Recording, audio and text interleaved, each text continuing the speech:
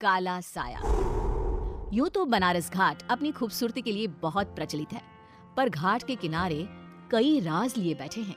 ये कहानी शुरू होती है बनारस के घाट के पास बने ममता निवास से, जहाँ प्रिया लाल जोड़े में ममता के घर उसकी बहू बनकर आती है। आओ आओ बहू, घर को अपने पैरों से पवित्र करो। ममता घर की दहलीज पार कर ही रही होती है कि अचानक एक बहुत गंदी सी बास पूरे घर में फैल जाती है।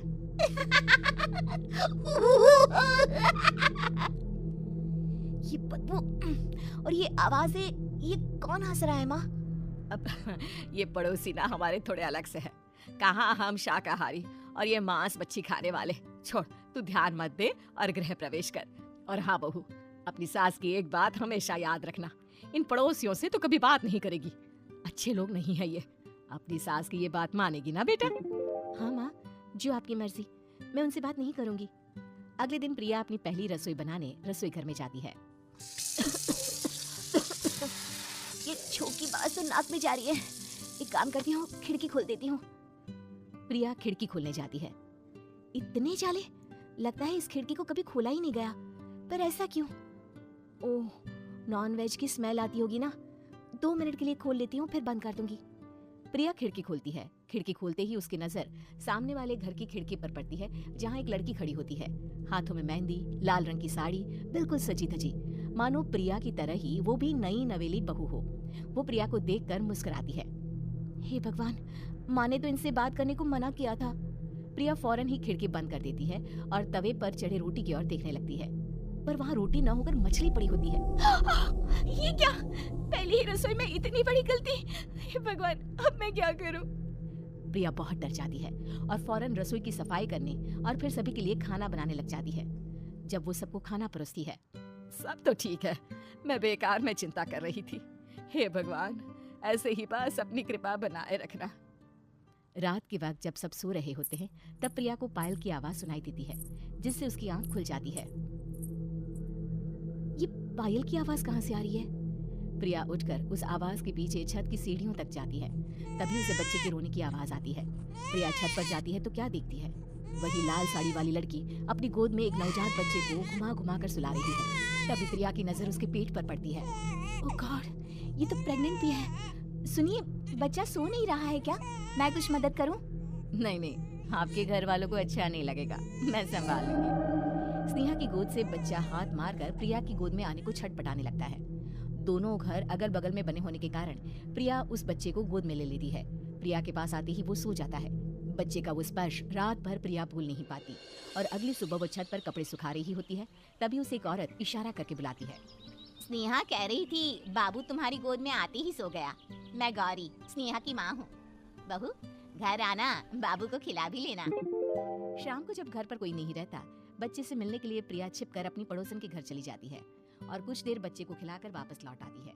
इसके कुछ दिन बाद ही प्रिया को पता चलता है कि वो माँ बनने वाली है। ममता की खुशी का ठिकाना नहीं रहता। माँ जी, पता नहीं क्यों उल्टी आ रही है। प्रिया भागती हुई वॉशरूम में जाती है तो हरे और लाल रंग की उल्टी करती है। उस उल्टी में से कीड़े निकलते हैं। ये क्या? खून और ये कीड़े! माँ! माँ! प्रिया की आवाज सुनकर ममता दौड़कर आती है, पर बेसिन में कुछ नहीं होता। प्रिया हक्की बक्की रह जाती है। ये सब क्या हो रहा है? प्रिया घबरा जाती है और अपने कमरे में जाकर सो जाती है।